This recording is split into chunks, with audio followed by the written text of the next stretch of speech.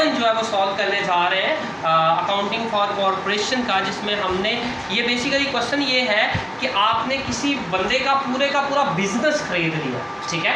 जब बिजनेस खरीदते हैं तो उसके एसेट्स, उसकी लाइबिलिटी, सारा कुछ आपके अंडर आ जाता है। और जब ऐसा होता है और कंडीशन ये है इसमें कि वो बंदा आपकी कंपनी के शेयर्स खरीदेगा, जितने भी पैसे आपने उनको देने हैं आप पैसे नहीं देंगे बल्कि क्या करेगा, वो शेयर्स खरीदेगा, ठीक है। तो सवाल क्या है जी, वो कहते हैं इमरान टेक्सटाइल लिमिटेड, ये हमारा बिजनेस है, acquired the business of MS Noor and sons का हमने पूरे का पूरा क्या कर लिया, बिजनेस ही खरीद लिया है। Assets and liabilities of MS Noor and sons of at book value, book value mean वो वैल्यू जो उसके बुक्स ऑफ अकाउंट में लिखी हुई है, जितने की चीज़ शो हो रही है उसके मुताबिक कितने की है जी। उसके पास लैंड एंड बिल्डिंग है कितने की, 50,000 रुपए की। उसके बाद मशीनरी है 40,000 रुपए की। फर्नीचर है 14,000 रुपए का। डेटर्स मीन अकाउंट रिसीवेबल कितने, 5,000 रुपए के। और सेंडरी क्रेडिटर मीन एक जैसे वो जो पैसे उसने देने हैं वो कितने, 10,000 रुपए की। ये सारी चीज़ें हमने परचेज की है उससे, ठीक है। अब ये एसेट्स भी हमारे हैं और ये जिम्मेदारी भी हमारी है। तो सिंपल वर्ड्स में एसेट्स की जो एंट्री है वो आप पास कर लेंगे। हमारे पास आ क्या रहा है बच्चे, डेट में ही गिवन तो रहने दें। सबसे पहले क्या आ रहा है, लैंड एंड बिल्डिंग आ रही है, कितने की है जी, 50,000 की। तो यहाँ पे आप 50,000 लिख देंगे, ठीक है। उसके बाद मशीनरी आपके पास आ रही है, ये भी क्या होगी, डेबिट होगी। सारे एसेट्स है ना तो सारे डेबिट हो जाएंगे बच्चे। कितना है, 40,000। एंड देन क्या, फर्नीचर है आपके पास, अकाउंट कितने का जी, 14,000। कैलकुलेटर काइंडली निकाल लीजिएगा। और डेटर्स है आपके पास, ये भी आपका क्या है, एसेट्स है। और डेटर्स अकाउंट कितना है जी, 5,000। एंड क्रेडिटर्स कितने, ये ऑब्वियसली आपकी क्या लाइबिलिटी होती है। तो क्रेडिटर सेंडरी क्रेडिटर्स अकाउंट कितना है जी, 10,000। ये आई थिंक टोटल 90 और 104 और 109 यानी कि 1,09,000 रुपया बनता है, जिसमें से लाइबिलिटीज कितने की है, 10,000 की। तो हमारे पास नेट अमाउंट आ कितनी रही है, 1,09,000, जिसमें से लाइबिलिटीज अगर निकाल दें 10,000 की तो 99,000 रुपीज़ हमने किसको देना है, उस बंदे को देना है। क्या उसका नाम है, miss MS Noor and sons. तो यहाँ पे टू क्रेडिटर क्या हो जाएगा, MS नूर एंड सन्स। जाहिर है जी पैसे देने हैं ना इसको, जिसको पैसे देने होते हैं वो हमारी क्या होती है, लाइबिलिटी होती है। तो यहाँ पे क्या आ जाएगा, 99,000 पे, ठीक है। अब इसके बदले में मुझे यहाँ पे लिख ले एसेट्स एंड लाइबिलिटी, या अक्वायर्ड बिजनेस डायरेक्ट लिख लें, अक्वायर्ड बिजनेस। आगे उसका नाम लिखना चाहें तो वो भी लिख सकते हैं। हमने पूरे का पूरा बिजनेस खरीद लिया, ठीक है। अब बच्चे इस क्वेश्चन के उन्होंने 3 पार्ट्स बनाए हैं। वो कहते हैं परचेज कंसिडरेशन मीन, इस परचेज के बदले में जो आप दे रहे हैं दैट इज कंसिडरेशन कहलाता है। नहीं बच्चे बाद में आइएगा। It is to be paid in shares of ₹10 each. एक शेयर जो है वो 10 रुपए का, जो इसके बदले में 99,000 के बदले में हमने देना, ठीक है। तो वो हम कैसे पे कर रहे हैं, वो कहता है पास journal entries if shares issued. किस पे इशू किए हैं, पार पे, प्रीमियम पे और डिस्काउंट पे। तीनों सिनेरियो में हमने एक्चुअली ये 3 डिफरेंट क्वेश्चंस बन जाते हैं। तो हम ये एंट्री दोबारा नहीं करेंगे, एक ही दफ़ा कर लेंगे और ये तीनों जो एंट्रीज अलग अलग कर देते हैं हम। फॉर एग्जाम्पल अगर हमने शेयर इशू किए एट पार, क्या लिख दें, issue of shares at par, तो देन आप जो है वो क्या एंट्री पास करेंगे। जाहिर है जी miss MS Noor's and mills को हमने कितने देने हैं, 99,000। तो ये क्या हो जाएगा, डेबिट हो जाएगा। तो यहाँ पे इसको डेबिट कर देंगे। मैं अगर इसको लिखूँ MS Noor's and sons account debit कितने से, 99,000 से। तो हम बच्चे पार पे दे रहे हैं, तो 99,000 को अगर आप 10 से डिवाइड करेंगे, मतलब एक शेयर कितने का दे रहे हैं, 10 रुपए का ना, तो कितने जाएंगे, 9,000 और 900 शेयर्स एक्चुअली आप दे रहे हैं। तो इसकी जगह पे क्रेडिट क्या हो जाएगा, शेयर्स कैपिटल अकाउंट। क्या हो जाएगा, शेयर कैपिटल अकाउंट क्या हो जाएगा, क्रेडिट। कितने से जी, 9,900 मल्टीप्लाई बाय 10। तो ये भी कितना आ जाएगा, 99,000, राइट। यहाँ पे आप नोरेशन लिख सकते हैं शेयर्स। सर 99,000 है ना? जी जी ऑब्वियसली, वहाँ पे आपने 100 कर दिया।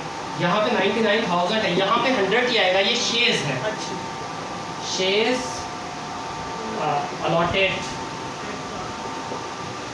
ठीक है, ये इतना इनोवेशन काफी है। उसके बाद बच्चे अगर इसको हम यहाँ पे ले आए, दूसरा केस क्या हमने एट डिस्काउंट दिया है, तो डिस्काउंट यहाँ पे आप लिख लें शेयर्स इशूड एट डिस्काउंट। क्या जी देखिए जरा, हमने कितना डिस्काउंट दिया है 10%। तो 10% का क्या मतलब है, एक शेयर कितने का होता है 10 रुपीज का, 10 रुपीज का मल्टीप्लाई करके 10% निकाल दें, ये जीरो इससे कट जाएगा तो 1 रुपया, यानी कि हमने डिस्काउंट कितना दिया 1 रुपया। तो एक्चुअली 10 रुपए का शेयर था, 1 रुपया डिस्काउंट दे दिया, तो मतलब दिया शेयर कितने का 9 रुपए का। तो यहाँ पे आपने क्या करना है, उसकी एंट्री पास करनी, same as it MS Noor and sons जो है वो क्या हो जाएगा डेबिट हो जाएगा, Noor and sons account debit, और शेयर कैपिटल अकाउंट क्या हो जाएगा क्रेडिट हो जाएगा। लेकिन यहाँ पे चेंज क्या आएगी, यहाँ पे तो 99,000 ही आएगा, ठीक है। और यहाँ पे बचे, अगर आप 99,000 को आप डिवाइड करेंगे कितने से बचे, कितने से डिवाइड करेंगे 9 से, तो ये कितना आएगा निकालिएगा भाई, 99,000 डिवाइडेड बाय 9। एक शेयर कितने का दे रहे हैं, सॉरी डिवाइड करना है बच्चे, अमाउंट है ना तो उसको डिवाइड करेंगे तो आपके पास ये नंबर, जैसे यहाँ पे 99,000 पे करना था और एक शेयर कितने का 10 रुपए का, हमने 99,000 को 10 से डिवाइड किया तो वो आ गया 9,900 शेयर्स बनेंगे, ठीक है। यहाँ पे अब 99,000 पे करना है, लेकिन हमने निकालना है कि एक्चुअली हम इसके अगेंस्ट उनको शेयर्स कितने दे रहे हैं, ठीक है 11,000। तो यहाँ पे आप लिखेंगे 11,000 मल्टीप्लाई बाय 9, तो देन ये क्या बन जाएगा 99,000, ठीक है। और इसके नीचे अगेन जो है वो आप नोरेशन पास कर देंगे। थर्ड पॉइंट जो हमारे पास केस है, अगर हम कहें तो वो देख लेते हैं, शेयर्स इशूड एट प्रीमियम।